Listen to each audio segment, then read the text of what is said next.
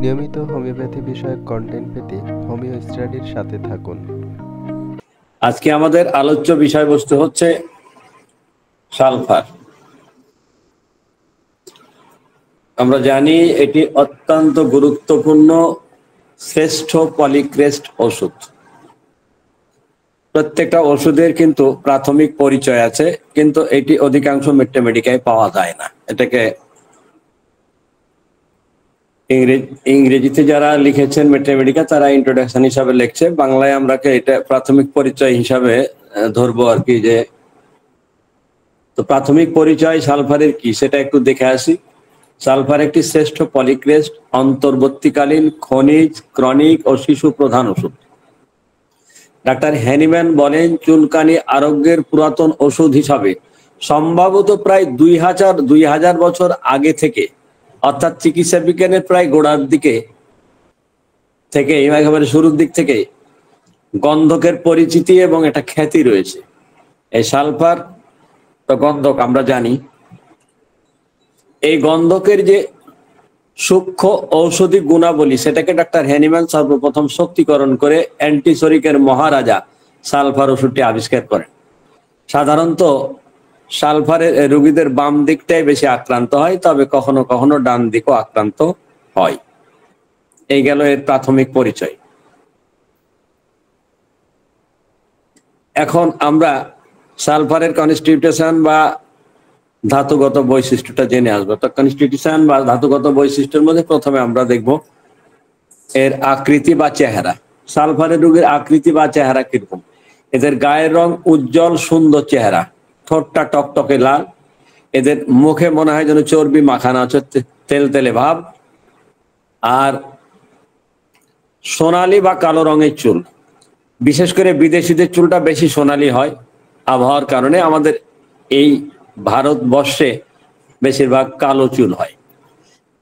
Maximum বইতে বাদামি চুল, লাল চুল লেখা থাকে, কিন্তু একজন পণ্ডিতের বই আমি একদিন পেলাম যে এই যে লেখা থাকে ভারতবর্ষের আবহাওয়ায় কিন্তু চুল একরকম হয়, কিন্তু যেখানে প্রুভিং হয়েছে সেখানকার মানুষদের চুলের রংটা একটু আলাদা হয়। তো যাই হোক, এদের গায়ের গড়নটা হালকা পাতলা জীর্ণ শীর্ণ। এরা একটু লম্বা, তবে কেউ কেউ মোটা তাজাও হতে পারে, তো বেশিরভাগ একটু চিকন স্বাস্থ্য।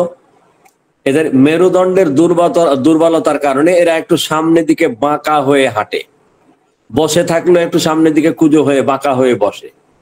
এক কথায় এরা সামনের দিকে একটু ঝুঁকে থাকে বা বাঁকা হয়ে থাকে, যেন বয়স্ক মানুষের মতো, যেটা আমরা ফসফরাসের মধ্যেও পাই।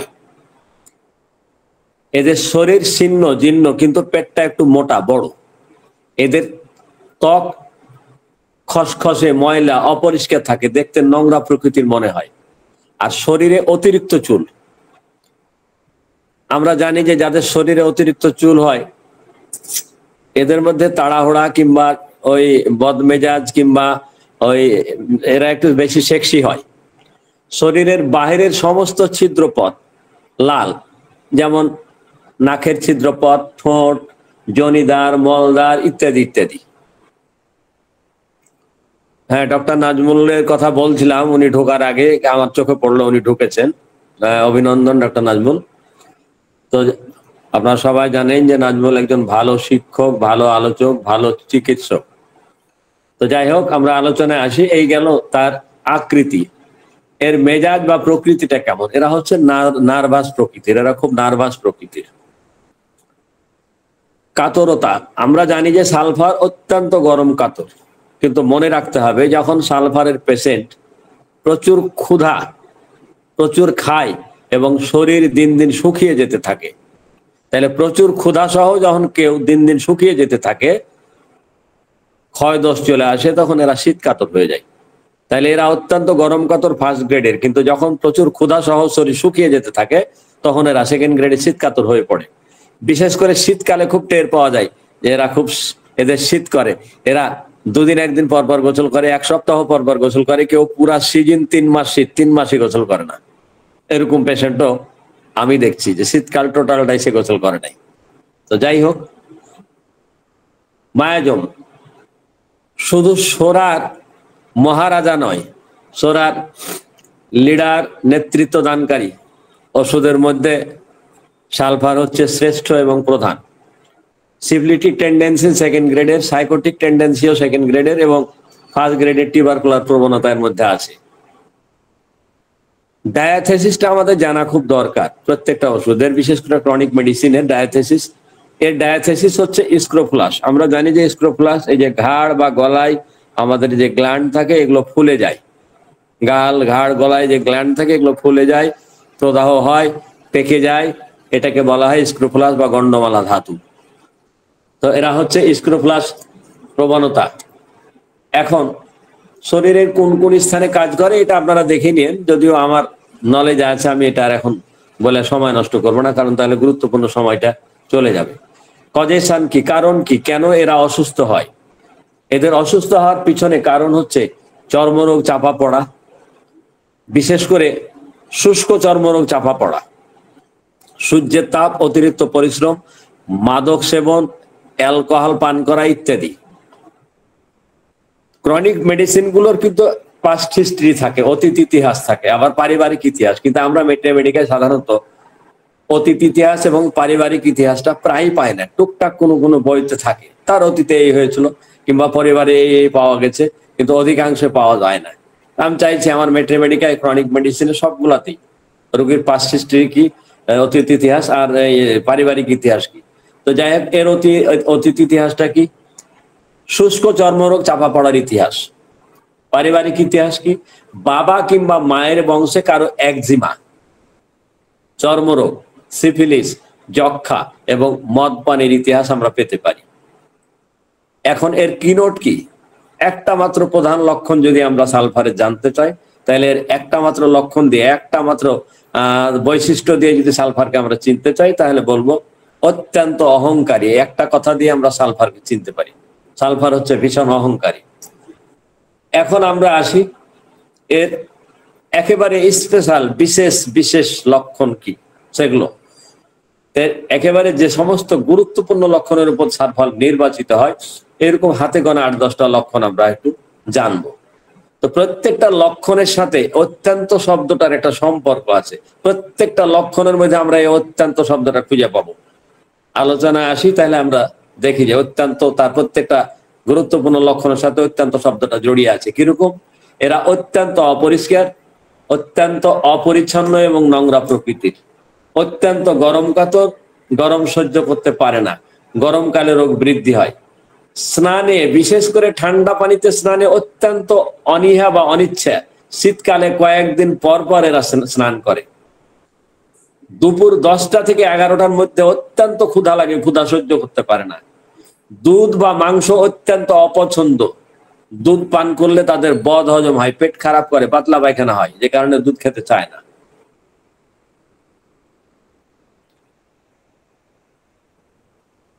মাথার চাঁদি এবং হাত পায়ের তালু অত্যন্ত উত্তপ্ত হয়ে থাকে, গরম হয়ে থাকে এবং অত্যন্ত জ্বালা করে। এদের হাত পায়ের তালু এত জ্বালা করে যে শীতকালে হাত পা ঢেকে রাখতে পারে না, কম্বলের বা ল্যাপের বাইরে রাখে, মা বারবার ঢেকে দেয় ছোট বাচ্চার হাত পা, আবার সে হাত বাইর করে, বড় মানুষ হাত পাটা বাইরে রেখে সে ঘুমায়।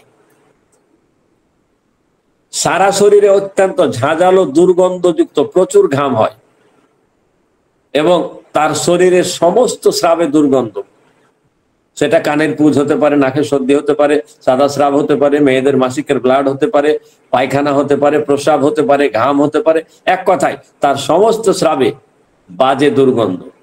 এরা অত্যন্ত অহংকারী এবং খুব পাণ্ডিত্য ভাব দেখায়, কিছুই জানে না কচুস, কিন্তু নিজেকে খুব পণ্ডিত মনে করে, অত্যন্ত অলস, অত্যন্ত স্বার্থপর, মাতাব্বরি করা স্বভাব এবং সব সময় অত্যন্ত তাড়াহুড়ার মধ্যে থাকে, অত্যন্ত তাড়াহুড়া করে।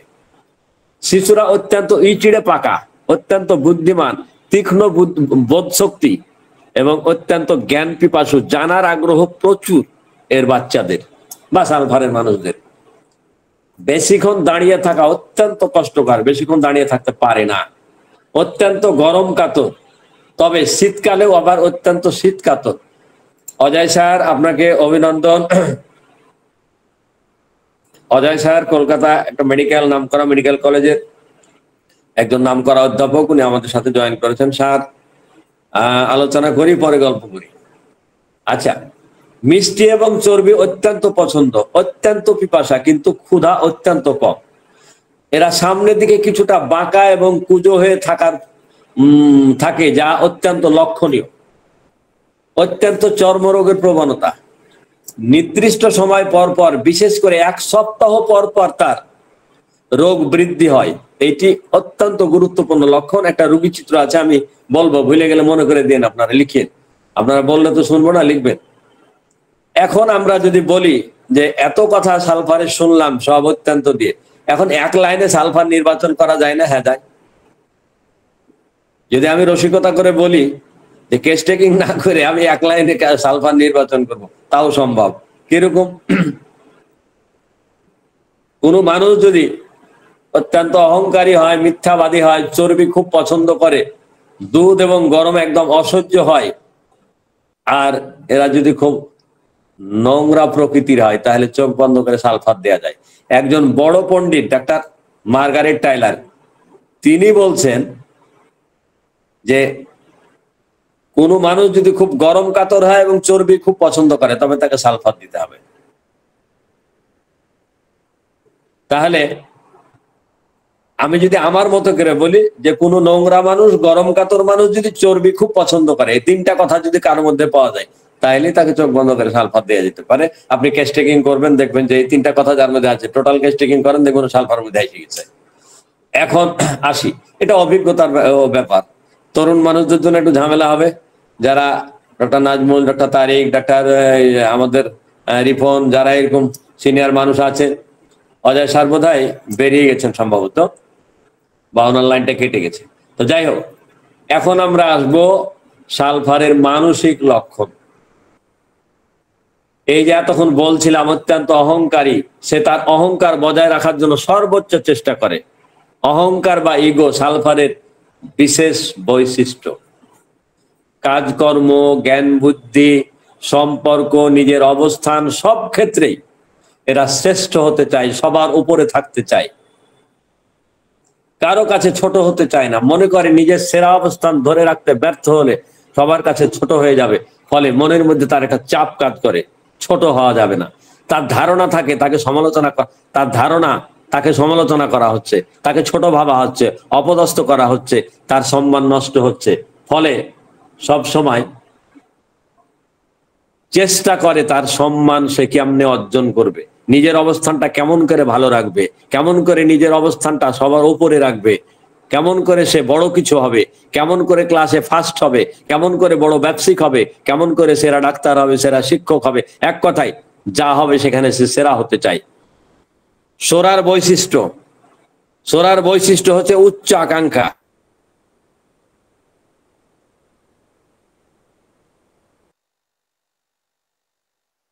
এরা অত্যন্ত কৌতূহলী, এদের জানার এবং জ্ঞান অর্জনের অত্যন্ত আগ্রহ। এটা লাইকোপোডিয়াম পালসিটেলের মধ্যে আমরা পাই। তাই সালফারের শিশুরা যেখানে যাবে, এটা ধরে দেখবে, ওটা ধরে দেখবে, এটা ছুঁয়ে দেখবে। কেন? ওই যে তার এটার মধ্যে কি আছে, ওটার মধ্যে কি আছে, তার জানার আগ্রহটা বিশাল। নিজেকে বড় দার্শনিক এবং জ্ঞানী মনে করে সালফারের মানুষেরা। নিজে যা বুঝে সেটাই সে ঠিক মনে করে।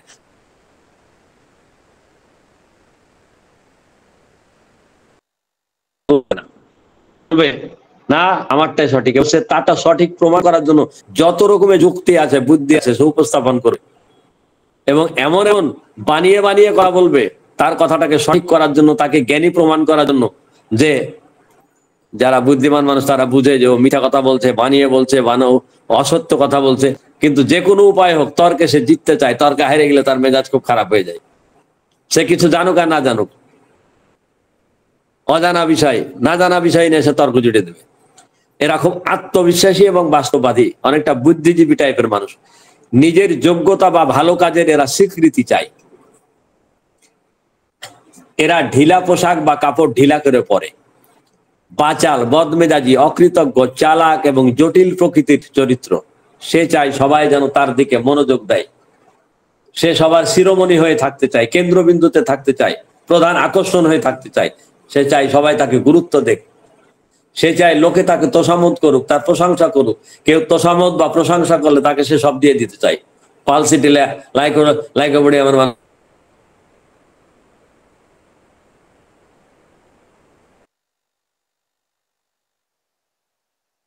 মানুষের জিহ্বার ডগা লাল টকটকে হয়, তারা কিন্তু মাতাব্বর এবং কর্তৃত্ব পরায়ণ হয়। সালফারের জিহ্বার ডগা কিন্তু লাল টকটকে, একেবারে মনে হয় যেন সিঁদুর মাখানো আছে। তো যাদের জিহ্বার ডগা লাল টকটকে হয় এরা একটু মাতাব্বর টাইপের হয়, কর্তৃত্ব পরায়ণ হয়, অন্যের উপর কর্তৃত্ব খাটাতে চায়। নিজে কাজ করাচ্ছে অর্ডার করতে পছন্দ করে। দুনিয়ার অলস, নিজে কাজ করবে না, খালি অর্ডার করবে, এটা কর ওটা কর, এটা আন ওটা আন। অর্ডারের ঠেলায় আশেপাশের মানুষ এত বিরক্ত হয় যে তার কাছে কেউ যেতে চায় না। বউ দূরে দূরে থাকতে চায়, ছেলে দূরে দূরে থাকতে চায়, ছোট ভাই তাকে এড়িয়ে চলতে চায়। এক কথায় তার কাছের লোকেরা তার কাছে যায় না, জানে যে গেলে একটা অর্ডার দিবে, এটা কর ওটা কর। মানে এদের হুকুমের ঠেলায় বিরক্ত হয়ে যায়। আর যখন যেটা হুকুম করবে দেরি করা যাবে না, সাথে সাথে করে দিতে হবে। যদি দেরি করে তাহলে তার মেজাজ মনে করেন তুঙ্গে উঠে গেল, বকাবকি শুরু করে দিবে। কারণ এরা খুব অধৈর্য, তাড়াহুড়া করে। তার কথা আমি বলছি মিনিটের মধ্যে হবে, দেরি হলো কেন, পানি আনতে বলেছে একটু দেরি হয়ে গেছে, তার মেজাজ চঙ্গে উঠে গেছে ইত্যাদি।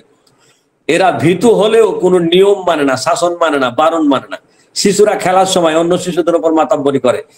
যে শিশুরা তার মাতাব্বরি মানবে, নেতৃত্ব মানবে, তাকে পছন্দ করবে, তার সাথে সে বন্ধুত্ব করবে।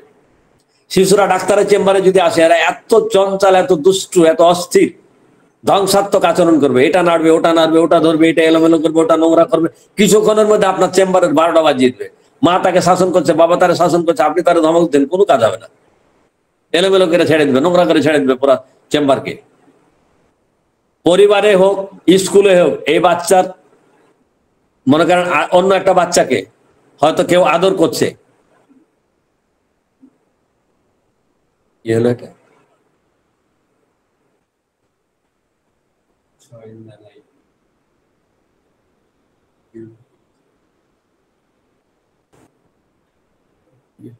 কথা শোনা যাচ্ছে কিনা একটু মনে হচ্ছে আমি ডিস্টার্ব ফিল করছি, কেউ একটু লিখেন তো কাইন্ডলি যে শোনা যাচ্ছে কিনা, খালি এতটুকু। আচ্ছা, ওকে, ঠিক আছে ঠিক আছে ঠিক আছে।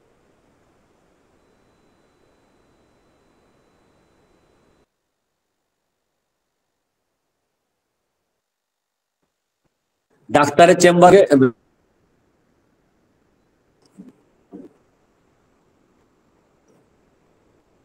হ্যাঁ, মনে করে যে ফ্যামিলিতে বা স্কুলে সালফার একটা বাচ্চা আছে, তো স্বাভাবিক আরো বাচ্চা তো পরিবার থাকতে পারে বা স্কুলে।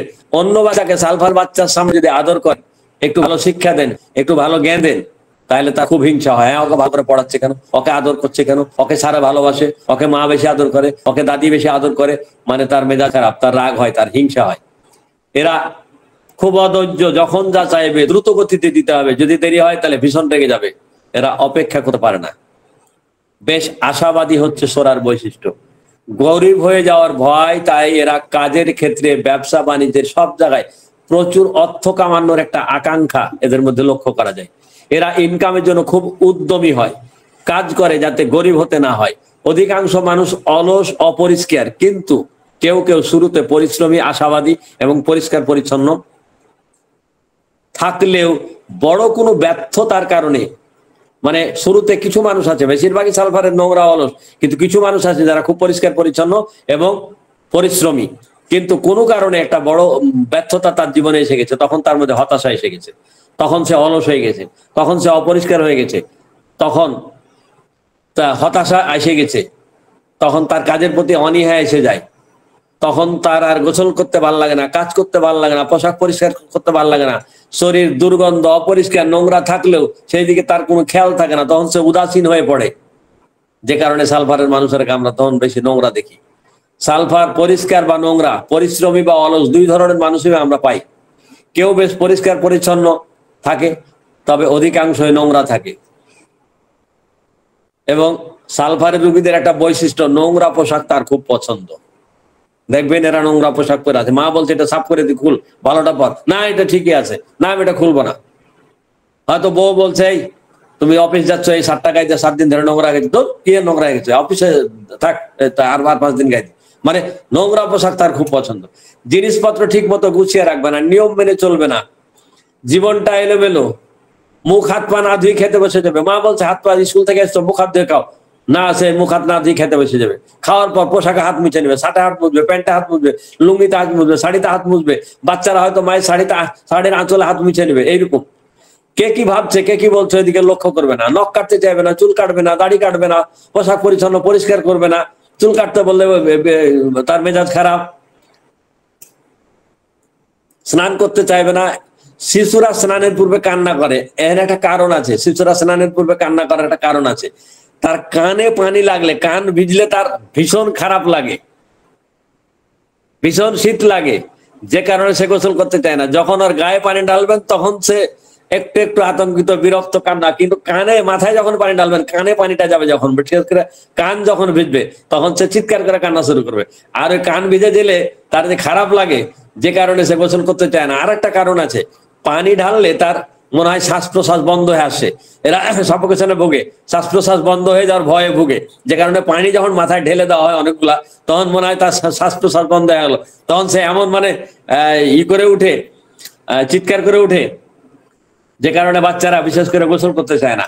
অনেক সময় এদের জীবনের হাসি, আনন্দ, খেলাধুলায় যেন একটা অনীহা এসে যায়, অনীহা আসে, মোটে কথা বলতে চায় না, জিদ বেড়ে যায়, কেউ কাছে থাকুক সেটা পছন্দ করে না। আবার জীবনের প্রতি একটা অসন্তুষ্টি এসে যায়, তখন তারা মৃত্যু কামনা করে। এদের লজ্জা কম, খোলামেলা জায়গায় প্রসাব পায়খানা করবে। দুর্গন্ধযুক্ত কিছু পরিষ্কার করার সময় গন্ধের ব্যাপারে এদের ঘৃণা থাকে না। বাচ্চা নোংরা, ময়লা বা কোনো নোংরা জায়গা পরিষ্কার করতে দেয়, এদের কোনো ঘৃণা নাই, এই ব্যাপারে তারা উদাসীন। এদের মুখ, নাক, বগল, জননেন্দ্রিয়, মলদ্বার, শরীরের বিভিন্ন স্থানে যে দুর্গন্ধযুক্ত ঘাম বা দুর্গন্ধ, এরা হাতে করে নিবে, আঙ্গুলটা পাছায় ঢোকাবে, ঢোকার পরে এটা নিয়ে এদিক ওদিক তাকিয়ে নাকে শুকবে। এরা গন্ধ শুকতে খুব পছন্দ করে। ওই বগলের ঘাম হাতে নিয়ে নাকে শুকবে, মানে অন্ডকোষের আশেপাশে বা জরায়ুর আশেপাশের যে ঘামের দুর্গন্ধ, সেটাই নিয়ে নাকে শুকবে। এক কথায় নোংরা জিনিস শুকতে খুব পছন্দ করে। শিশু বা বড়রা নাকে আঙ্গুল ঢুকিয়ে নাকের ময়লাটা বের করে দাঁতে দিয়ে চাবাবে, খাবে। নোংরা খাইতে তারা পছন্দ করে। ছোট বাচ্চা যারা কেবল জ্ঞান বুদ্ধি হয়েছে, এমন বাচ্চারা দেখবেন যে নোংরা জিনিস ধরবে, ময়লা কুড়িয়ে মুখে দিবে, খাবে। এই জন্য কত মায়ের খায় বাবা মার কাছে। প্রসাব পায়খানা করে সেটাকে ঘাঁটবে, প্রসাব করে প্রসাবকে থাবড়াতে থাকবে, মানে মজা করবে, খেলাবে। মা নাই বা তাকে বসে রেখে গেছে, পায়খানা করে পায়খানা ঘেঁটা ঘাকার করে ফেলবে। মানে নোংরা ঘাঁটতে তারা আনন্দ পায়, তাদের কোনো খারাপ লাগে না। কারো আবার এরকম যে শরীরের নিজের গন্ধে বা নিজের বায়ু নিঃসরণে অনেক সময় ঘৃণাবশত বমি আসে, এরকম লক্ষণও আমরা পাই। সালফারকে এক কথায় বলা হয় প্রতারক, চিটার। মিথ্যা কথা সাজিয়ে সাজিয়ে, মিথ্যা গল্প সাজিয়ে গুজিয়ে, ঘুরিয়ে ফিরে এমন ভাবে বলে, কেউ বুঝতে পারে না যে সে মিথ্যা বলছে। শুধু যারা চিনে তারা বুঝে যাও মিথ্যা বলছে। নিজে তেমন ধর্মকর্ম করে না, কিন্তু কথায় কথায় ধর্মের কথা বলে। ভণ্ড ধার্মিক আর কি। এদেরকে অনেকে লোক দেখানো, মানে এরা অনেক সময় লোক দেখানো ধর্মকর্ম করে। চায়ের স্টলে বসে বসে ধর্মের বড় বড় বলি মারবে। কেউ যদি বলে নামাজের টাইমে গেছে, আজান চলো নামাজ পড়ে আসি, আরে ভাই পড়ে আইসো, আমার লুঙ্গিটা একটু সমস্যা আছে, পরে পড়ে নেবো, আমি কি নামাজ বাদ দিই নাকি, মানে এইরকম আর কি। মিথ্যা গল্প কিরকম বলবে, ফুটপাত থেকে 120 টাকাতে একটা গেঞ্জি কিনেছে, গেঞ্জির কালারটা হয়তো সুন্দর, কোনো বন্ধু হয়তো বলছে যে দোস্ত তোমার গেঞ্জিটা তো সুন্দর, এটা কত দিয়ে কিনছো, কোথা থেকে কিনছো? আর বলিস না দোস্ত, আমার মামা একটা আমেরিকায় থাকে তো পাঠাইছে, এটা ইন্ডিয়া, এটা ডলারে কিনা, বেটা, এটা ডলারে কিনছে মামা, $150, এটার দাম প্রায় 15,000 টাকা। ও এক ফুটপাত থেকে কিনে নিচ্ছে, মনে করেন ঘড়ি কিনেছে ফুটপাত দিয়ে, মনে করেন যে 150 টাকা দিয়ে। কেউ বলছে তোর ঘড়িটা তো অনেক সুন্দর, এটা কোথায় পালি? আরে বেটা বলিস না, আমার এক বন্ধু ওর মামা থাকে সুইজারল্যান্ডে, আমি ওরা বলছিলাম সুইজারল্যান্ড থেকে এনে দিয়েছে। এই ঘড়ির দাম হলো মনে করে 1,30,000 টাকা। মানে তারা ঝাড়ি, যারা অপরিচিত লোক তারা বিশ্বাস করবে। এরা এরকম বাটপারি টাইপের কথাবার্তা বলে। তো যাই হোক, অনেক সময় তারা অদ্ভুত, জটিল, ফালতু প্রশ্ন করে। কিরকম ফালতু প্রশ্ন? আল্লাহ তো পৃথিবী সৃষ্টি করছে, তাহলে আল্লাহকে কে সৃষ্টি করছে? এরকম অযাচিত ফালতু কথা বলে। অপারের দোষ খুঁজে বেড়াতে, সমালোচনা করতে পটু। নিজের ত্রুটি তারা কোনোদিন চোখে দেয় না। অন্যকে হেয় করার প্রবণতা, অযথা অন্যকে দোষারোপ করে। এদের কিছু খারাপ দোষ থাকলেও কিছু আবার ভালো গুণও আছে। কিরকম? এরা কিছু আবিষ্কার করতে চায়, কিছু সৃষ্টি করতে চায়, পৃথিবীকে কিছু দিতে চায়। সালফার হয়তো জন্মগতভাবে স্বার্থপর। এরা যেমন স্বার্থপর, তেমনি আবার মানুষের জন্য অনেক সময় অনেক কিছু করে। অনেক ক্ষেত্রে এরা শৃঙ্খলা বা নীতিবোধ থাকে না, সামান্য কিছুর জন্য ঝগড়া বাঁধিয়ে দেয়। এটা এদের বৈশিষ্ট্য, সামান্য কারণে ঝগড়া বাঁধা এদের বৈশিষ্ট্য। খুদ ধরে বেড়ায়, সবকিছুতে অধৈর্য। এতটা জেদি, এতটা কর্কশ মেজাজ,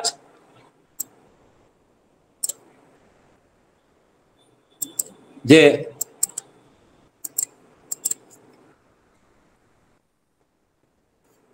কারো প্রশ্নের উত্তর দিতে চায় না, আশেপাশে কাউকে সহ্য করতে পারে না। রাগ বা বিরক্তির কারণে রোগীর নিজের শরীর অনেক সময় ক্ষত বিক্ষত করতেও দ্বিধা করে না। এদের মধ্যে কেউ কেউ বাঁদর খুব পছন্দ করে, আর সে কারণে হয়তো বাঁদরের মতো এরা হঠাৎ রেগে চেঁচামেচি শুরু করে দেয়, আবার খুব দ্রুত ঠান্ডা হয়ে যায়। বাঁদরকে দেখবেন হঠাৎ রেগে যায়, চাচা চাচা করে চিৎকার করছে, কিন্তু নিমিষে ঠান্ডা হয়ে যায়, মনে হয় না যে বাঁদর খানিক আগে রাগ হয়েছিল। ঠিক সালফারের রোগীরা বাঁদরের মতন হঠাৎ করে রেগে যাবে, চেঁচামেচি গালাগালি করে একটু পরে আবার ভীষণ অনুতপ্ত হবে, দুঃখ প্রকাশ করবে। তাই একজন মনীষী বলছে এরা বাঁদর খুব পছন্দ করে, তাই বোধহয় বাঁদরের এই বৈশিষ্ট্যটা এরা পেয়েছে। সামান্য ব্যাপারে প্রচন্ড উত্তেজিত হয়। শিশুরা খুব হিংস্র হয়, তাকে শান্ত করা যায় না, তাকে শান্ত করা যায় না। কখনো কখনো গরিব মানুষের সাথে সামান্য টাকার জন্য এরা দর কষাকষি করে, রিক্সাওয়ালার সাথে 2 টাকার জন্য দর কষাকষি করে। আবার মন ভালো থাকলে 10 টাকার ভাড়া 50 টাকা দিয়েছে, রিক্সাওয়ালা বলছে ভাই ভাঙতে নাই, যা লাগবে না, যা 50 টাকা নিয়ে যা। এরকম খেয়ালি মানুষ আর কি। কখনো সামান্যতে রাগ হয়, সামান্যতে মন খারাপ হয়, আবার সামান্য কিছু পেলে খুশি হয়ে যায়।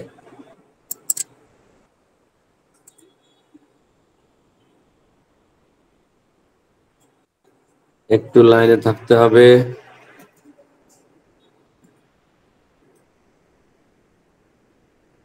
তো যাই হোক, প্রকৃতভাবে তারা কিছু না থাকলেও, মানে প্রকৃতভাবে তার কিছু না থাকলেও অনেক দামি সুন্দর কিছু তার আছে, এমন ভ্রান্ত ধারণা, এমন ভ্রান্ত কল্পনা সে করে।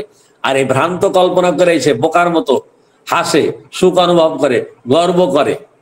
মানে তার কিছুই নাই, কিন্তু তার সে মনে করে আমার অনেক কিছু আছে, কল্পনায়, ভ্রান্ত কল্পনায় ভাবে, এবং তাতে সে খুব আনন্দ অনুভব করে। ডাক্তার কেন্ট বলছে এরা নির্বোধের মতো গর্ববোধ করে, তাই ছেঁড়া পোশাকটাকেও সে অনেক দামি মনে করে।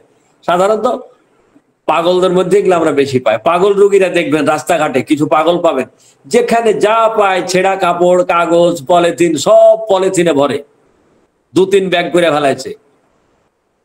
আমরা কিন্তু কারণটা জানি না, জানি যে পাগলের এটা কুড়ায়, সব পাগল কিন্তু এটা কুড়ায় না, কিছু কিছু পাগল কুড়ায়। কারা কুড়ায়, কেন কুড়ায়, তার একটা ব্যাখ্যা আছে। এই জন্য সে কুড়ায়, সে যেখানেই যা সে ছেঁড়া কাগজ, কাপড়, পলিথিন দেখতে পায়, সে এটাকে মহামূল্যবান কিছু মনে করে, রেশমি কাপড়ের মতো দামি কিছু মনে করে। আপনার কাছে সেটি নোংরা, কিন্তু তার কাছে ওইটি দামি মনে হয়, যে কারণে সে ব্যাগে ঢুকায়, ওগুলো কাউকে দিতে চায় না। এটি কুড়ানোর পিছনের কারণ একজন মনীষী ব্যাখ্যা করেছে। সাধারণত পাগল অবস্থায় এই ছেঁড়া কাপড় টাপড় তারা পরে এবং মনে করে সে অনেক দামি কাপড় পরে আছেন, অনেক নোংরা কাপড় পরে আছে, কিন্তু সে মনে করে আমি অনেক দামি কিছু পরে আছি। সালফারের রোগীর যদি চর্মরোগ চাপা পড়ে যায়, তখন তার মনের মধ্যে উদ্বেগ, টেনশন হয়, যে কারণে সালফারের রোগীরা খুব বেশি উদ্বিগ্ন থাকে। কারণ বেশিরভাগ সালফারের রোগীর ইতিহাস পাওয়া যায় তাদের চর্মরোগ চাপা পড়েছে, এই জন্য এদের মধ্যে টেনশন বেশি পাওয়া যায়। বুকে চাপ পড়লে এদের খুব টেনশন হয়, এটি একটি একক লক্ষণ। কোন নারীর জরায়ুর স্থানচ্যুতি যদি ঘটে, তখন তার মধ্যে টেনশন কাজ করে। শুধু রোগীর নাম ধরে ডাকলে সাংঘাতিক ভাবে চমকে ওঠে, বলছেন বেলাল, ব্যাস চমকে উঠবে। গরম ঘর, বদ্ধ ঘর এদের একদম পছন্দ। আর ঘরের দরজা বন্ধ করলে মনে করে আমি তো কাম শেষ, দম বন্ধ হয়ে মরে যাবো। মানে ঘরের দরজা বন্ধ করলে দম বন্ধ হয়ে মরে যাওয়ার এদের মধ্যে খুব ভয় কাজ করে, যে কারণে দরজা জানলা খুলে হয়। বিশেষ করে রাতের বেলায় দরজা জানলাটা সে বন্ধ করতে পারে না, কারণ রাতের বেলা দরজা জানলা বন্ধ করে মনে করে আমি দম বন্ধ হয়ে মরে যাবো। সালফারের শিশুরা মল ত্যাগে ভয় পায়, কান্না করে। এর পিছনে কারণ আছে। কারণ হলো মল ত্যাগের সময় বিশেষ করে কনস্টিপেশনের রোগী যারা, তাদের খুব ব্যথা করে, প্রচন্ড ব্যথা করে। ওই ব্যথার ভয়ে সে কান্না করে, যে কারণে সে পায়খানা করতে চায় না। মল ত্যাগের সময় কান্না করার পিছনে হিস্ট্রিটা হচ্ছে এটা, যে মল ত্যাগে প্রচন্ড ব্যথা করে, তখন মল ত্যাগ বন্ধ করে সে কান্না করে। আর এই কারণে পরবর্তীতে যখন তাকে ওই পায়খানা করতে বলা হয়, সে পায়খানা করতে রাজি হয় না, ভয়ে কান্না করে, ব্যথার ভয়। ঘন ঘন এদের মেজাজ পরিবর্তন হয়, অত্যন্ত আবেগ প্রবণ হয়ে পড়ে, সারাদিন এদের মন বিষণ্ণ থাকে, বিকালবেলা একটু মনটা আনন্দ আসে। খোলা বাতাসে হাঁটার সময় এরা হঠাৎ করে মন মরা হয়ে যায়, উদ্বিগ্ন হয়ে যায়, হতাশ হয়ে পড়ে। এটা একটা পিকুলিয়ার লক্ষণ, যা থেকে কিছুতেই সে মুক্ত হতে পারে না। ফলে ক্রমশ সন্দেহ, বদমেজাজ, কান্না করার প্রবণতা গড়ে ওঠে। সহজে কেঁদে ফেলে, সান্ত্বনা দিলে কান্না আরো বাড়ে। এদের একটা ফিক্সড টাইম আছে কান্না করার, 11টার দিকে এদের কান্না করার একটা প্রবণতা, এটি একটি একক লক্ষণ। মাসিক বন্ধের সময় কান্না করে মহিলারা, এটিও একটি একক লক্ষণ। অহেতুক অসুখ নিয়ে কল্পনা করে, বড় বড় নিঃশ্বাস ফেলে, আজে বাজে চিন্তা মাথায় আসে, অহেতুক আজগবি আধ্যাত্মিক গভীর বিষয়, ধর্মীয় বিষয়, দার্শনিক বিষয় নিয়ে চিন্তা ভাবনা করে, নিজের পাপ মুক্তি নিয়ে উদ্বিগ্ন হয়ে পড়ে, কেমন করে আমার পাপ থেকে আমি মুক্তি পাবো, কিন্তু অন্যের ব্যাপারে সে উদাসীন থাকে। রাতে বড় কোনো দুর্ঘটনা ঘটবে ভেবে সে উদ্বিগ্ন হয়ে পড়ে, বুক ধড়ফড় করে, ফলে তার ঘুমের ব্যাঘাত ঘটে, ঘুমাতে পারে না, উদ্বেগ ও বিষণ্ণতার কারণে অনিদ্রায় ভুগে, জীবনের প্রতি একটা বিতৃষ্ণা দেখা দেয়, ভবিষ্যৎ নিয়ে ভয় পায়, কারণ তার মনে হয় ভবিষ্যতে দুঃখ কষ্ট ছাড়া তো আমার ভাগ্যে আর কিছু নাই। জীবনকে খুব অসুখী মনে হয়, কোনো বিষয় স্থিরভাবে মনোযোগ দিতে পারে না, কাজকর্ম এলোমেলো নোংরা ভাবে করে, ঘুম থেকে উঠার ব্যাপারে একদম অলস, যতই ডাকছেন আব্বাস উঠো আব্বাস উঠো, আব্বাস একবার এই কাজ একবার ও কাজ, একবার এদিক ও উঠছি, মানে একটাই কারণ, সারা রাত এদের ঘুম হয় না, আর সকালবেলা এত ঘুম হয়, ঘুমের ঠেলায় তার ঘুম থেকে উঠতে কষ্ট হয়, একে সহজে ঘুম থেকে উঠানো যায় না, এই কারণে এরা মায়েরে খায়, বাড়িতে গালাগালিও খায়। সালভারের রুগী বলবে আমি সকালে ঘুম থেকে উঠতে পারি না ডাক্তার বাবু, এটার একটা ওষুধ দেন তো, বাড়িতে কত যে গালাগালি করে, আমার কাজের যে কত ক্ষতি হয়। এই সকালে ঘুম থেকে উঠতে না পারার পিছনে কারণ হলো সারা রাত ঘুম হয় না, সকালবেলা খানে বেঘরে ঘুমায়, এদের স্মৃতিশক্তি খুব দুর্বল হয়ে পড়ে, এই মাত্র যা শুনলো বা বললো বা যা দেখলো তা ভুলে যায়, লেখার সময় ভুল করে, তাকে কোনো কিছু বললে কথাটার উত্তর বুঝতে না পারার কারণে বারবার সে ওই কথাটাই বলতে থাকে। এদের কিছু প্রবণতা আছে, কিরকম প্রবণতা? বারবার হাত ধয়, এই যে বারবার হাত ধয়, এটা কিন্তু সিফিলি নামের মধ্যেও আমরা পাই, কার্সিনোসিন, ল্যাকারিনাম, মেডোরিনাম, নেট্টাম, মিউসোরিনাম, এগুলো সব সেকেন্ড গ্রেড, বারবার হাত ধয় এরা সবাই। অন্য একটা ওষুধের লেকচারের মধ্যে আমি দিয়েছি মেডোরিনামের মধ্যে, কারা বারবার হাত ধয়, কারা বারবার মুখ ধয়, কারা বারবার পা ধয়, কারা বারবার শরীর ধয়, কারা বারবার গোসল করে, কারা বারবার পোশাক পরিষ্কার করে, কারা বারবার পরিষ্কার করা বাসনপত্র বারবার পরিষ্কার করে, কারা খেতে বসলে গ্লাস প্লেট যতই ধুয়ে দেন আবারও সে না ধুলে খাবে না, কে বারবার তার জায়গা দেয়, এক কথায়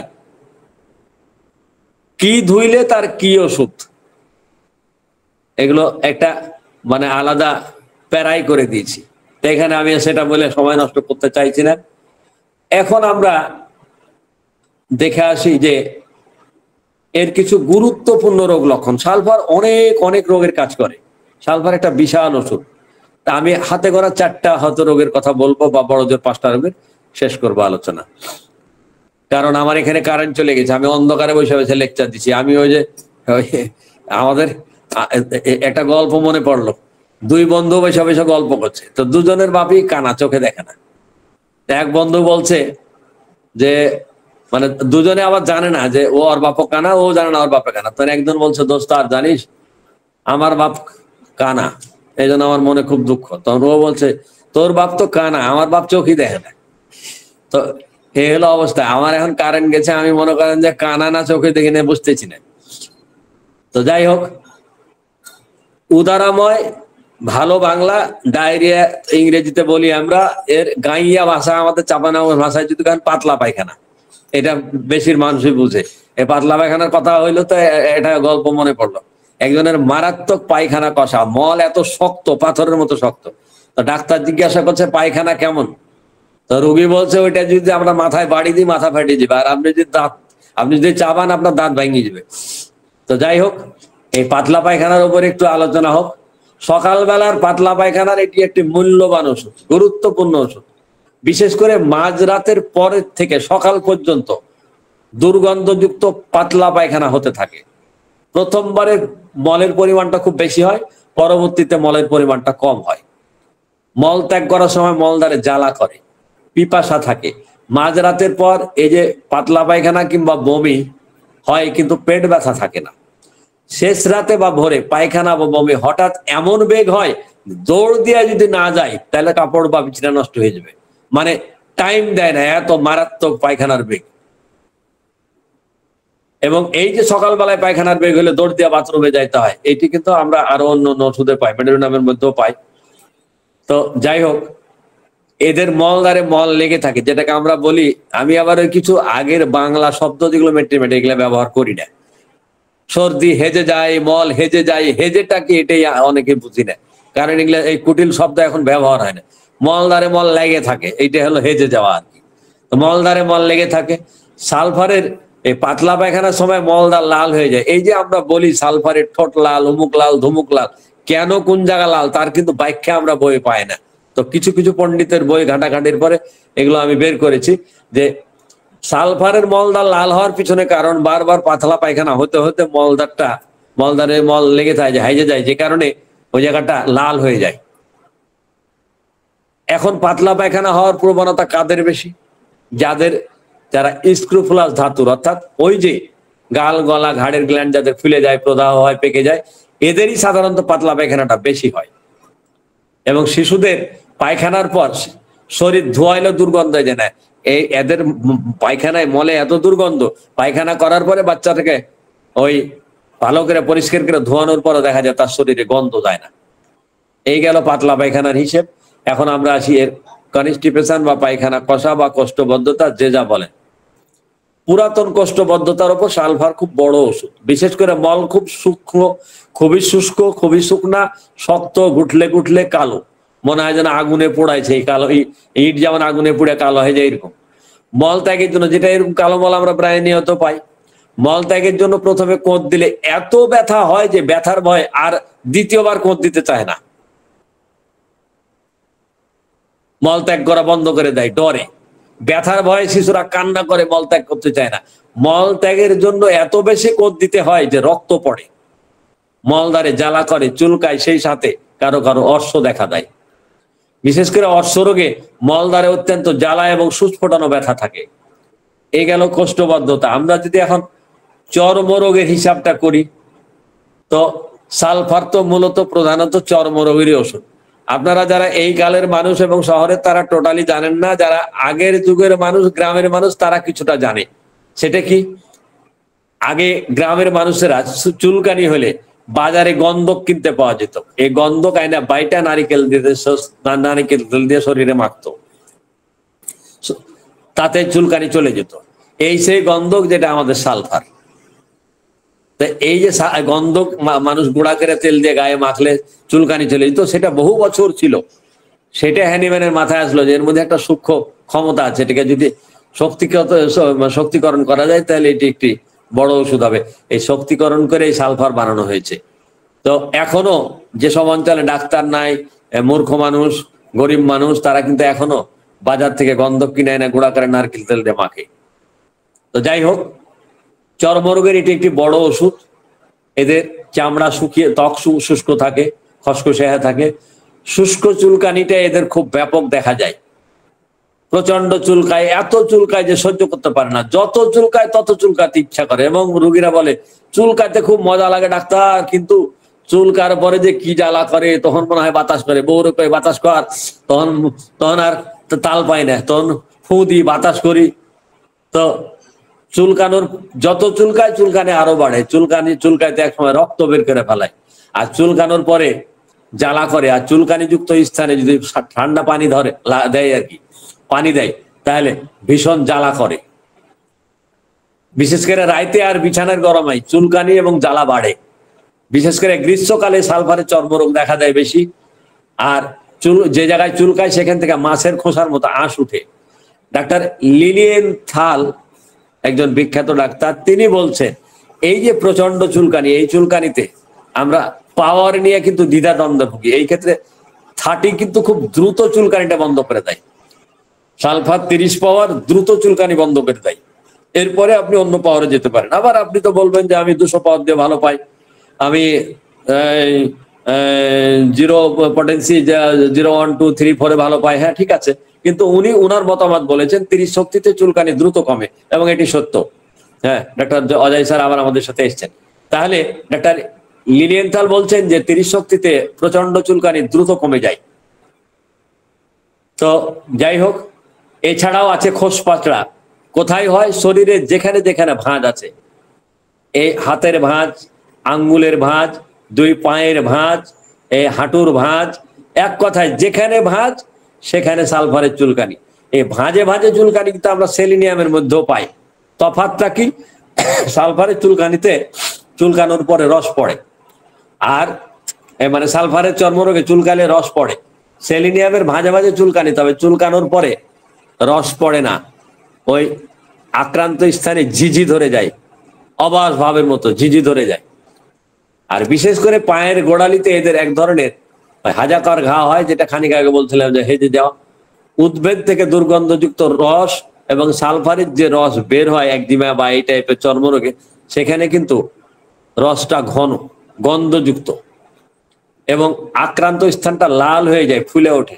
সালফারের চর্মরোগের রোগীদের যেসব জায়গায় আক্রান্ত হয় সেসব জায়গাগুলো লাল হয়ে যায়। চর্মরোগ চাপা পড়লে মানুষের বিষণ্ণতা দেখা দেয় এবং মস্তিষ্ক বিকৃতি দেখা দেয়, পাগল হয়ে যায়। এখানে একটা নোট আছে একজন বিখ্যাত পণ্ডিতের, তিনি বলছেন সালফারের চর্মরোগ চাপা পড়ার কারণে এদের মধ্যে বেশি অপরিচ্ছন্নতা ও শীতকাতরতা দেখা দেয়, অর্থাৎ এরা বেশি অপরিষ্কার অপরিচ্ছন্ন হয়ে পড়ে এবং শীতকাতর হয়ে পড়ে, ফলে স্নান করতে চায় না। আর শরীরে সোরাদোষটা স্থায়ীভাবে প্রতিষ্ঠিত হয়ে যায় এবং বারবার তারা অসুস্থ হয়। তাহলে চর্মরোগ চাপা পড়ার ফলে এতগুলা স্থায়ী সমস্যা দেখা দেয়। এখন আমরা আসি, সালফারের চর্মরোগ চাপা পড়লে রোগীরা অপরিষ্কার অপরিচ্ছন্ন শীতকাতর হয়ে পড়ে, স্নান করতে চায় না, সোরাদোষ প্রতিষ্ঠিত হয়, বারবার একই ধরনের রোগে আক্রান্ত হয়। এখন যদি বলি সরিনামের চর্মরোগ চাপা পড়লে কি হয়? সরিনামের চর্মরোগ চাপা পড়লে মন বিষণ্ণ হয়ে যায় এবং সামান্য ঠান্ডায় বারবার টনসিল ফুলে প্রদাহ হয়। সিফিলি নামের চর্মরোগ যদি চাপা পড়ে যায় তাহলে কি হবে? পরিপূর্ণ যক্ষা দেখা দিবে, অর্থাৎ পরিপূর্ণ যক্ষা আক্রান্ত হবে। ব্যারাইটাকার্ভের চর্মরোগ চাপা পড়লে কি হবে? এদের বুদ্ধি কমে যাবে, বোকা শোকা হয়ে যাবে। যদি জিঙ্কাম্মেটের চর্মরোগ চাপা পড়ে তাহলে কি হবে? খিচুনি হবে, মৃগী রোগীর মতো খিচুনি। এখন আমরা আসি, হাঁপানি বা গিটেবাত বা অন্য কোনো রোগের সাথে পর্যায়ক্রমে চর্মরোগ দেখা দেয়। সালফারের একটা বৈশিষ্ট্য, হাঁপানির সাথে চর্মরোগ পর্যায়ক্রমে কিংবা বাতের সাথে চর্মরোগ পর্যায়ক্রমে দেখা দেয়।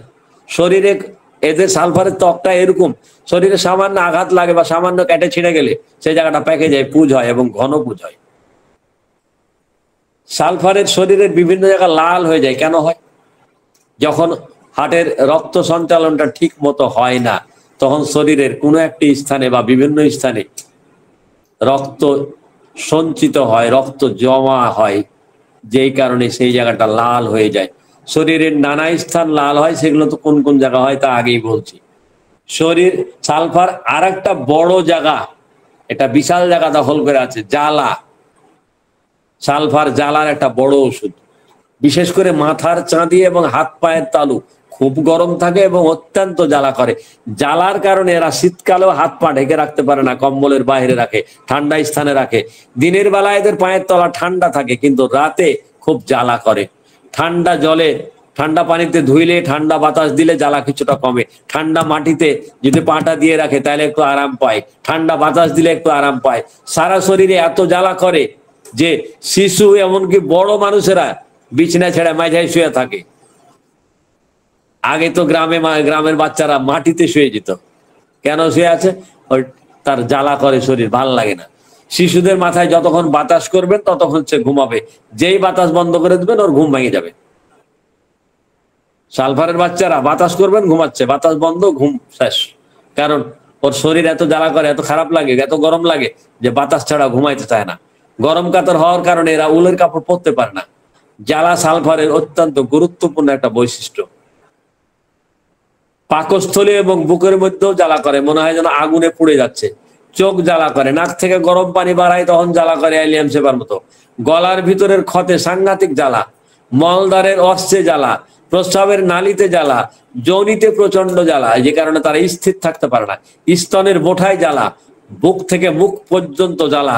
ডাক্তার ন্যাস বলছেন তরুণ রোগের সাথে জ্বালায় আর্সেনিক বেশি কার্যকারী এবং পুরাতন রোগের সাথে জ্বালায় সালফার বেশি কার্যকারী। তবে আর্সেনিক জ্বালার সময় শরীর ঢেকে রাখতে চায়, পোশাক খুলতে চায় না, কারণ তার গরমে জ্বালা উপশম হয়। আর সালফার জ্বালার সময় শরীর খোলা রাখতে চায়, পোশাক খুলে ফেলে, কারণ ঠান্ডায় উপশম বোধ করে। তবে সালফার তরুণ এবং পুরাতন দু জায়গায় কাজ করে। যদিও ডাক্তার ন্যাস বলছেন যে পুরাতন রোগের সাথে জ্বালায় সালফার বেশি কার্যকারী, কিন্তু এই কথা কিন্তু বলেন নাই যে তরুণ রোগে কাজ করে না, তা কিন্তু বলেন নাই। তরুণ পুরাতন দু জায়গায় কাজ করে, তবে পুরাতন ক্ষেত্রে সালফারের কাজটা বেশি। আচ্ছা, জ্বালা, এই জ্বালার কিন্তু প্রধান তিনটা ওষুধ আমরা পাই, একটা আর্সেনিক, একটা ফসফরাস, একটা সালফার। এখানে যদি আমরা কম্পেয়ার এবং পার্থক্যটা করি, আর্সেনিকের জ্বালা উত্তাপে উপশম, ফসফরাসের মানুষেরা খুব ঠান্ডা পানির ইচ্ছা, আর সালফারের মানুষেরা স্নান সহ্য করতে পারে না। স্নান করলে অসুস্থ হয়ে পড়ে, স্নান করতে ভয় পায়। তাহলে 3টা জ্বালার ওষুধ দিলে 3জনের 3টা বৈশিষ্ট্য দিয়ে আমরা আলাদা করতে পারি। এখন দেখে আসি জ্বর, তারপরে আমরা বিদায় নেওয়ার চেষ্টা করি। জ্বর ক্রমশ বাড়তে থাকে, সন্ধ্যার দিকে খুব বেশি হয়, বিকাল থেকে শুরু করে সন্ধ্যার দিকে বেশি হয়। জ্বর সকালে সামান্য কমে যায়, মানে সন্ধ্যার দিকে বাড়ে, সারা রাত থাকে, সকালের দিকে একটু কমে, আবার সারাদিন সমানভাবে থাকার পরে সন্ধ্যার দিকে আবার প্রচন্ড ভাবে বাড়ে, মনে হয় যেন টাইফয়েডে পরিণত হবে। জিহ্বাটা শুকিয়ে থাকে, খুব পিপাসা থাকে, জিহ্বার ডগা এবং ঠোঁট লাল হয়ে যায়। এই যে জিহ্বা লাল এবং ঠোঁট লাল কেন? সালফারের রোগীরা জ্বরে আক্রান্ত হলে তাদের জিহ্বা এবং ঠোঁট বেশি লাল হয়ে যায়। বিশেষ করে সালফারের জ্বরের সময় ঠোঁট লাল হয়, সাধারণত এদের ঘাম হয় না। জ্বর অবস্থায় হাত পা ঠান্ডা থাকে, কিন্তু মাথার তালু এবং হাত পায়ের তলা প্রচন্ড জ্বালা করে। সালফারের জ্বরের একটা বিশেষ বৈশিষ্ট্য, হাত পা ঠান্ডা থাকে কিন্তু জ্বালা করে, যে কারণে এরা ঠান্ডা স্থানে রাখতে চায়। পুরাতন রোগের অবস্থায় বারবার জ্বর দেখা দেয়, কোনো পুরাতন রোগে সে ভুগছে, সেই পুরাতন রোগের সাথে বারবার তারা জ্বরে আক্রান্ত হয়। ডাক্তার ফ্যারিংটন বলছেন যে ছটপটানি এবং প্রদাহযুক্ত বিরতিহীন জ্বর, যে জ্বরে কোনো বিরতি নাই, একটানা জ্বর, এরকম জ্বরে অ্যাকোনাইট প্রয়োগের পর যখন ছটপটানি এবং প্রদাহটা দূর হয়ে যায়, কিন্তু রোগী একেবারে তন্দ্রাচ্ছন্ন হয়ে পড়ে, ঘুম নয় কিন্তু একবারে ব্যাপক ঘুম ভাব, তখন সালফার প্রয়োগ করলে তার টাইফয়েড ভাবটা দূর হয়ে যায় এবং তার বিরতিহীন যে জ্বর সেটি একেবারে আরোগ্য লাভ করে। বাতের ব্যাপার কি বলছে একটু দেখে আসি। বাত ব্যথা শরীরে এক স্থান থেকে অন্য স্থানে চলে যায়, স্থান পরিবর্তন করে। পুরাতন বাতের ব্যথা শরীরের নিচ থেকে ওপর দিকে যায়, লিডাম্পালের মতো। বাতের ব্যথা রোগীরা সোজা হয়ে হাঁটতে পারে না, এত ব্যথা, টান ধরে থাকে, ব্যথা রাতে বাড়ে। বংশগত বাত ব্যথা, এটি খুব বড় ওষুধ। ডাক্তার রয়েল বলছেন যে পুরাতন বাত ব্যথায় সালফারের সংমিশ্রণে তৈরি কোন ওষুধ, সালফারের সংমিশ্রণে তৈরি ওষুধ কেমন? সালফারের সাথে নেট্রামিউর দিয়ে হয়েছে নেট্রাম সালফ বা এরকম সালফারের সংমিশ্রণে আরো যে ওষুধগুলো আছে বাতের ব্যথায় কাজ করে, এরকম কোন ওষুধ উনি প্রয়োগ করতেন যখন পুরাতন বাতের রোগী পেতেন। হ্যাঁ, ডাক্তার কালিম মোল্লা, আপনাকে ধন্যবাদ, প্রয়োগ করতেন। ডাক্তার ন্যাশ এই জায়গায় একটা দারুণ কথা বলছেন যে পুরাতন বাত এবং পক্ষাঘাত অর্থাৎ প্যারালাইসিসে সালফার, কস্টিকাম এবং রাস্টক্সের গুরুত্বটাকে উনি এত বেশি দিয়েছেন যে উনি বলছেন যে সব ওষুধ, মেট্রোমেডিকার সমস্ত ওষুধ বাদ দিয়ে। হ্যাঁ, ডাক্তার কালিম মোল্লা, আপনাকে অশেষ ধন্যবাদ বাগেরহাট থেকে। হ্যাঁ, বোঝাতে গিয়ে তিনি এই বলছেন যে এই 3টি ওষুধ, আরেকবার বলি, ডাক্তার ন্যাশ পুরাতন বাত এবং প্যারালাইসিসের ক্ষেত্রে সালফার, কস্টিকাম এবং রাস্টক্সকে গুরুত্ব দিতে গিয়ে বা এই 3টা ওষুধের গুরুত্ব বুঝাতে গিয়ে বলছেন যে আমি মেট্রোমেডিকার সমস্ত ওষুধ বাদ দিয়ে মাত্র এই 3টে ওষুধ দিয়ে পুরাতন বাত এবং পক্ষাঘাতের চিকিৎসা চালাইতে পারি।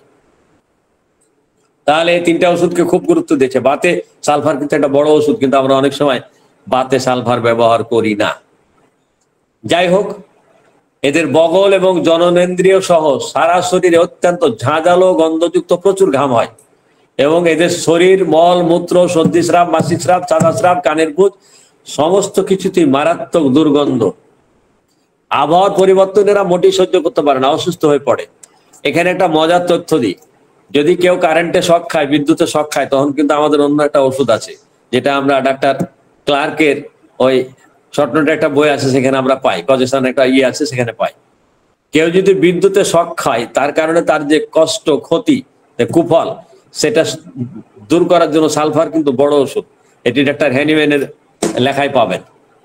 এখন আমরা আসি ফিজিক্যাল জেনারেলস দেখি। ঘাম, বিশেষ করে বগল, জননেন্দ্রিয় এবং সারা শরীর অত্যন্ত ঝাঁঝালো দুর্গন্ধ ঘাম। তবে সাধারণত অনেক ক্ষেত্রে তাদের, যেমন চর্মরোগে বলেন, জ্বরে বলেন, ঘাম কিন্তু থাকে না। স্নানে খুব ভয় পায়, কারণ স্নানে খুব অনীহা, কারণ হচ্ছে স্নান করলে তার রোগ বাড়ে। শীতকালে কয়েকদিন পর পর, কয়েক সপ্তাহ পর পর, এমনকি সারা সিজনই গোসল করে না। শিশুরা স্নানের পূর্বে কান্না করে, কারণ একটা, ওই যে বলছিলাম, তার কানে পানি লাগলে তার ভীষণ খারাপ লাগে, আর মাথায় পানি ডাললে তার দম বন্ধ আসে, যে কারণে সে গোসল করতে রাজি হয় না। গ্রীষ্মকালে গোসল করলেও শীতকালে গোসল করতে চায় না। ঘুম, এদের ঘুম এত হালকা, সামান্য শব্দে ঘুম ভেঙে যায়। ঘুম থেকে বারবার জেগে ওঠে, ঘুমের মধ্যে কথা বলে, ঘুমের মধ্যে শরীর মোচড়াতে থাকে। শিশুরা যতক্ষণ মাথায় বাতাস পায় ততক্ষণ ঘুমায়, বাতাস বন্ধ হয়ে গেলে ঘুম ভেঙে যায়। সন্ধ্যা থেকে রাত 2টা 3টা পর্যন্ত কারো কারো আবার ভালো ঘুম হতে পারে। তারপর ভোর 5টার দিকে ঘুম আর আসে না, কারো আবার সারা রাত ঘুম আসে না, সকালের দিকে এত ঘুম আসে যে তাকে ঘুম থেকে তোলাই কঠিন, সকালে সে ঘুম থেকে উঠতেই পারে না, আর রাতে দম বন্ধ হয়ে যাওয়ার ভয়ে দরজা জানলা বন্ধ করে ঘুমায়। স্বপ্ন কি ধরনের স্বপ্ন দেখে? এদের মনের মধ্যে একটা চাপ থাকে, বোধহয় সমাজে সে ছোট হয়ে যাচ্ছে, তাই সে স্বপ্ন দেখে বন্যপ্রাণী তাকে তাড়া করছে, বুক চাপা কষ্ট, ভয়ের স্বপ্ন ইত্যাদি। এদের পছন্দের খাবারের মধ্যে চর্বি, মিষ্টি, বিশেষ করে মাসিকের পূর্বে মেয়েদের মিষ্টি খাওয়ার মানে প্রচন্ড ইচ্ছা। এই যে মাংস, চর্বি, মিষ্টি, এগুলো তার ফার্স্ট গ্রেডের পছন্দ, টক ফার্স্ট গ্রেডের পছন্দ, মদ ফার্স্ট গ্রেডের পছন্দ, আবার মশলাযুক্ত খাবার এটাও ফার্স্ট গ্রেডের পছন্দ। এছাড়া লবণ, শশা, সবজি, ঝাল এগুলো খুব পছন্দ করে। বিশেষ করে এরা সুযোগ পেলে 12 মাস শশা কিনা রাখে ঘরে, 12 মাস শশা খায়।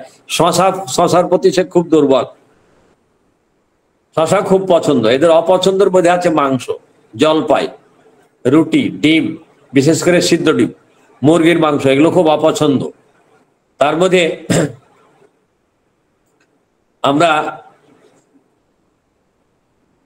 মাংস কিন্তু যারা ওই যে বলছিলাম দিন দিন শুকিয়ে যায় শরীর, তাদের মাংসের প্রতি একটা অনীহা থাকে, কিন্তু বাকিরা কিন্তু দুটা রোগের ক্ষেত্রে আমি আচ্ছা ওই জায়গায় আসতেছি পরে।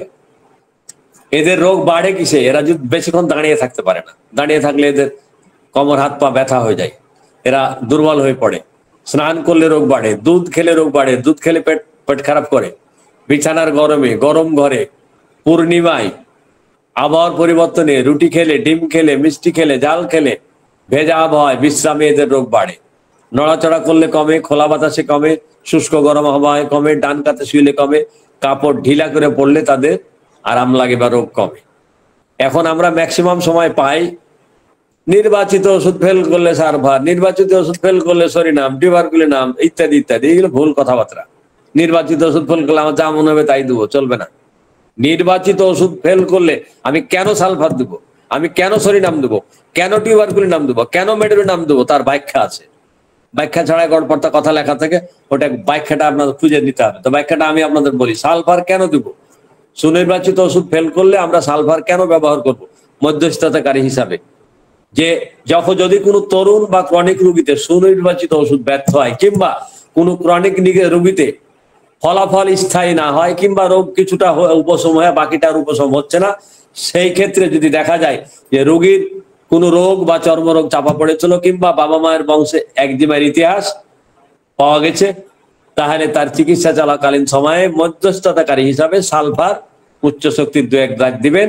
তাহলে দেখবেন যে তার চাপা দেওয়া রোগটা প্রকাশ পেয়েছে বা চর্মরোগ প্রকাশ পেয়েছে, তখন তার রোগটা অটো আরোগ্য হচ্ছে, কিংবা আরোগ্যের জন্য যে সমস্ত সিমটমের দরকার সেগুলো এসে গেছে, তখন আপনার একটা ওষুধ আপনি নির্বাচন করতে পারবেন, বা নির্বাচিত যে ওষুধটা ছিল সেটা দিলে তখন তার রেজাল্ট আসবে।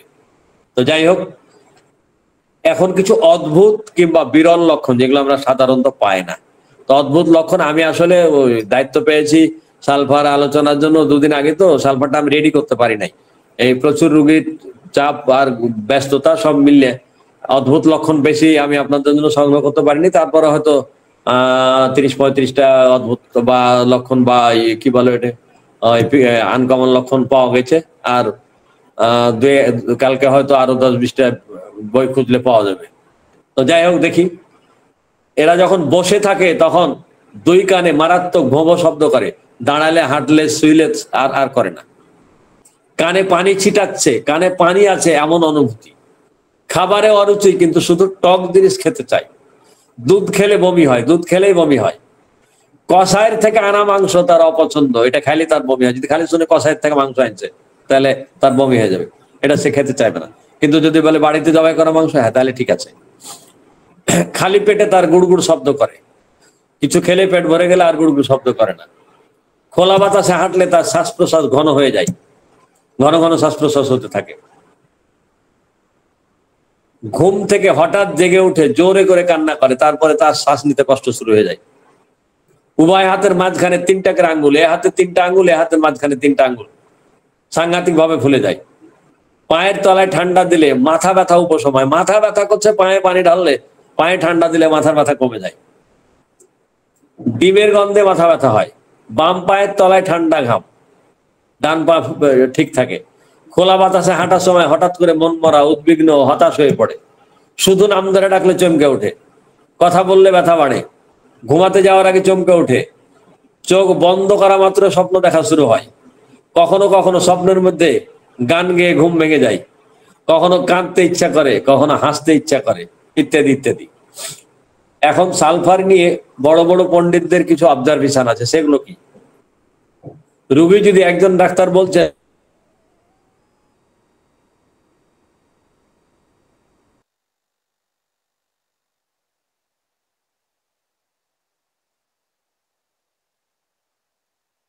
গরম কাতর হয় এবং চর্বি খুব পছন্দ করে, তার একমাত্র সালফার হয়ে পড়ে। আবহাওয়ার পরিবর্তনে ঠান্ডায় অসুস্থ হয়ে পড়ে, তবুও গরমের কারণে ঠান্ডায় পছন্দ।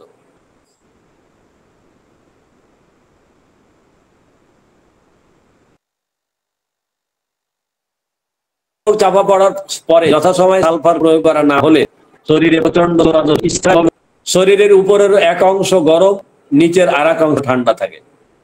সব সময় মাথার চাঁদি গরম, দিনের বেলা পায়ের পাতা ঠান্ডা, কিন্তু রাতের বেলা পায়ে তলা জ্বালা।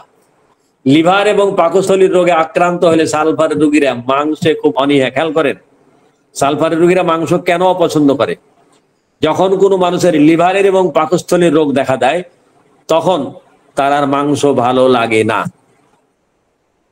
বাকি রোগীদের, যারা লিভার এবং পাকস্থলীর রোগে আক্রান্ত না, এরকম রোগীদের ক্ষেত্রে কিন্তু তারা আবার মাংস পছন্দ করে। রোগ লক্ষণ বারবার ফিরে আসে, যেমন মাসিক স্রাব, সাদা স্রাব ইত্যাদি ইত্যাদি। যখন রোগ লক্ষণ ফিরে আসে তখন সে খুব আরাম বোধ করে। শরীরের যে কোনো একটি অঙ্গে অস্বাভাবিক রক্ত সঞ্চয় বা মারাত্মক ক্ষতিকর টিউমার, যেখানে ক্যান্সার সৃষ্টি হয়, এটি বলছেন ডাক্তার ক্লার্ক। সালফারের অপর নাম গন্ধক। গন্ধকে যেমন এক ধরনের দুর্গন্ধ থাকে, তেমনি সালফারের রোগীর শরীর, মলমূত্র, সমস্ত স্রাবে দুর্গন্ধ থাকে। শরীরের সমস্ত ছিদ্রপথ লাল, সেই কথা তো আপনাদের আগে শিখিয়ে বলেছি। জিহ্বার ডগা লাল টকটকে যাদের হয়, তারা তো একটু মাতাব্বর টাইপের, কর্তৃত্ব পরায়ণ হয়, সেটা আগেই বলেছি।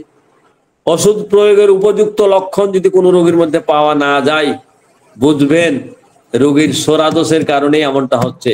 তখন সালফারের কথা ভাববেন, সালফার প্রয়োগ করলে তার লক্ষণ ফুটে উঠবে। নির্বাচিত ওষুধ প্রয়োগে যদি রোগীর রোগ উপশম বা আরোগ্য হয়ে পুনরায় যে কোনো অঙ্গে প্রকাশ পায়, তাহলেও সালফারের কথা ভাববেন, তাতে দারুণ ফল পাবেন। সোরা প্রবণতা বারবার একই রূপে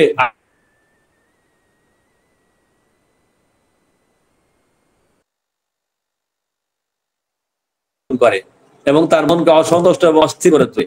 আর সাইকোসিস প্রবণতা আর সিফিলিটিক প্রবণতা মন এবং স্নায়ুকে বিশৃঙ্খল করে, সেই সাথে শরীরকে দুর্বল এবং বিকল করে দেয়, অচল করে দেয়।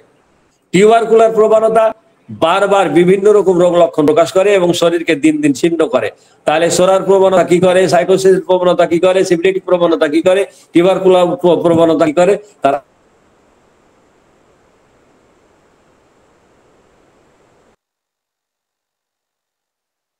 আলাদা করে আপনাদের কাছে আমি বলার চেষ্টা করলাম। সোরার রোগীর স্বাস্থ্য স্থির টাইপের হয়। কোনো অঙ্গের পরিবর্তন দেখা দিলে বুঝতে হবে সাইকোসিস এবং সিফিলিস যে কোনো দুটা দোষ কিংবা যে কোনো একটা দোষ সোরার সাথে মিশে বাটপারি করছে, মানে ক্ষতি করছে। পরামর্শ একটা আছে, অনেকে এটা নিয়ে মতবিরোধ করতে পারেন, কিন্তু এটা আমার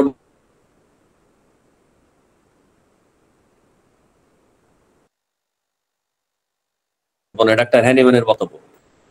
কোন মা যখন গর্ভবতী হয়, কোন নারী যখন গর্ভবতী হয়, তখন উচ্চ শক্তি দেয়া যায়, তাহলে তার গর্ভে যে শিশু আছে, সেই শিশুটা গর্ভে থাকতে সোরাদোষ মুক্ত হয়। অর্থাৎ বাপের বা মায়ের কুলে যে সোরাদোষ থাকে, সেই সোরাদোষটা এই গর্ভের শিশুকে, এই যে গর্ভে 3 মাস থাকাকালীন সময় যদি মাকে উচ্চ শক্তি সালফার ডোজ খাইয়ে দেওয়া যায়, 1 ডোজ খাইয়ে দেওয়া যায়, তাহলে গর্ভে থাকতে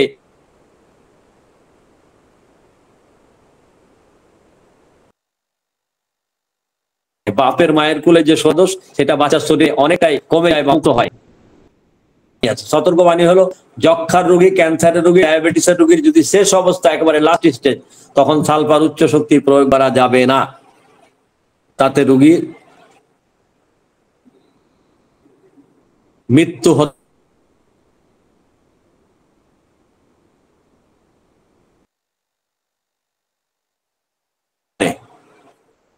তা কি করবো ওই অবস্থায়?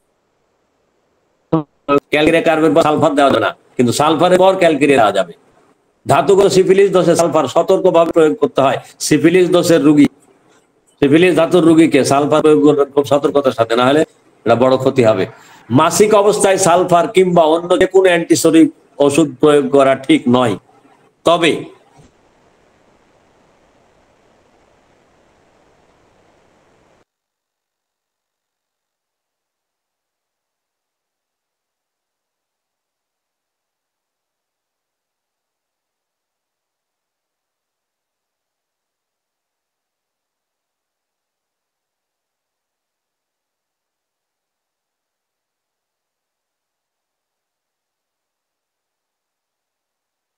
বিশেষ প্রয়োজন যদি হয় সেই ক্ষেত্রে মাসিকের চতুর্থ দিনে প্রয়োগ করা। কিভাবে? বিষক্রিয়া হলে রিয়াকশন ছাড়াবেন কিভাবে?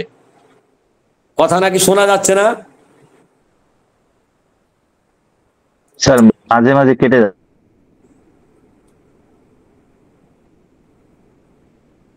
কথা শোনা যাচ্ছে না একটাই?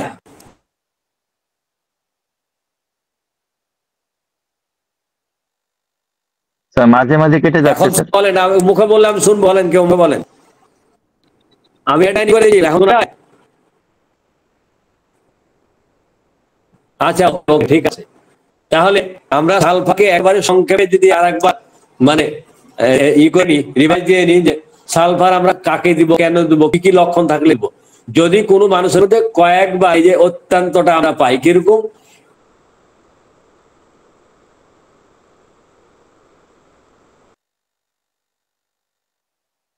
অপরিষ্কার, অত্যন্ত নোংরা, অত্যন্ত গরম কাপড়, দুপুর 10টা থেকে 11টার মধ্যে অত্যন্ত ক্ষুধাগে, দুধ মাংস অত্যন্ত অপছন্দ, হাত পায়ের তালু অত্যন্ত জ্বালা করে, সারা শরীর সহ সমস্ত স্রাবে অত্যন্ত দুর্গন্ধ, অত্যন্ত অহংকারী, অত্যন্ত অলস, অত্যন্ত স্বার্থপর, অত্যন্ত মাতাব্বর টাইপের। শিশুরা অত্যন্ত ইচিটা পাকা, খুব বুদ্ধিমান, খুব জ্ঞান পিপাসু, জ্ঞান আহরণের আগ্রহ অত্যন্ত। এরা বেশিক্ষণ দাঁড়িয়ে থাকা অত্যন্ত কষ্টকর। গরমকালে অত্যন্ত গরম কাতর, তবে শীতকালে অত্যন্ত শীতকাতর। মিষ্টি এবং চর্বি অত্যন্ত পছন্দ, অত্যন্ত পিপাসা কিন্তু ক্ষুধা অত্যন্ত কম, সামনের দিকে একটু কুঁজো হয়ে থাকার প্রবণতা, অত্যন্ত চর্মরোগের প্রবণতা এবং নির্দিষ্ট সময় পর পর রোগ দেখা দেয়, বিশেষ করে 1 সপ্তাহ পর পর। একটা রোগী চিত্র আপনাদেরকে বলি। একটা মেয়ে, তার বিয়ে দেওয়ার বয়স হয়েছে, বিয়ে দিয়ে দিয়েছে, কিন্তু সে বিছনায় প্রস্রাব করে আগে থেকেই। এখন শ্বশুর বাড়ির লোকজন জেনে গেলে ভাত ছুটে যাবে। তার মা আমার কাছে নিয়ে এসছে, এসে বলছে সে প্রতি শনিবার বিছনায় প্রস্রাব করে। প্রতি শনিবার বিছনায় প্রস্রাব করে, এটা তো বইয়ে নাই। তা আমি হঠাৎ করে আমার মনে হলো যে প্রতি শনিবার, তাহলে তো 1 সপ্তাহ পর পর একটু মাথা খাটালাম। পরে দেখলাম যে এটা সালফারের লক্ষণ। তো এখন মেয়েকে শ্বশুর বাড়ি যেতে দেয় না। জামাইকে বলে, বাবা আমার এখানে কিছুদিন দরকার আছে মেয়েটা, তুমি এসে এসে রাত্রে থাকো। তো জামাই এখানে এসে থেকে যায়, শ্বশুর বাড়ি পাঠায় না। আর ওই করে কি, রাত্রে জামাইকে বলছে, বাবা আমার রাত্রে 2-1 বার ওঠার দরকার হয়, তা আমি মেয়েকে নিয়ে উঠবো, তুমি কিছু মনে করিও না। কিন্তু বলে না, বিছানে পেশাব করে দেবে, মেয়েরে নিয়ে আমি একটু বাইরে প্রসাব করাতে, এই কথা তার কোয়া যাইতেছে না। ওই রাত্রে 2-3 বার উঠে মেয়েকে নিয়ে উঠে আর বাইরে যে প্রসাব করে না, আবার জামার কাছে দিয়ে দেয়। তো এইভাবে আর কতদিন চলে। পরে আমার কাছে বলছে, পরে আমি কেস টেকিং করে সালফার দিলাম। সালফার দেওয়ার পরে ওই প্রথম ডোজেই তার প্রস্রাব বন্ধ, আজও বন্ধ। সেই মেয়ে তো এখন মনে করেন যে ছেলে মেয়ে নাতিপুতির মা হয়ে গেছে। তো আমার তখন ডাক্তারি জীবনের শুরু। তো প্রতি শনিবার, প্রতি রবিবার এইভাবে বলবে। তো প্রতি শনিবার পেশাব করে দেখে তারা মনে করছে না জানি জিন ভূতে ধরেছে, নাহলে খালি শনিবার মুতে, বাকি 6 দিন মুতে না, ক্যাবিজ নাই। তো কবিরাজি ডাক্তারি অনেক ট্রিটমেন্টের পরে আমার কাছে আসছে। তা আমি বললাম যে এটা ভূতের কাম না, এটা হোমিওপ্যাথির কাম। তো সপ্তাহে 1 দিন, এটা মনে করবেন।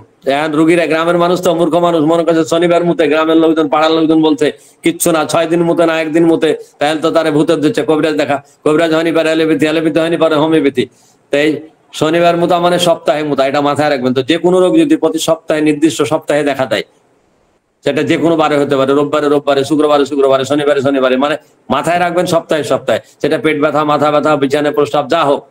সালফার দেওয়াতে সেই রুগীটা ভালো হয়ে গেছিল। সেইটি আমার খুব আনন্দের বিষয় যে আমি নতুন ডাক্তার, ওইরকম একটা জটিল কেস, তাও মাথা খাটিয়ে বিদঘুটে একটা হিসেব নিকেশ সহজীকরণ করে ট্রিটমেন্ট করা।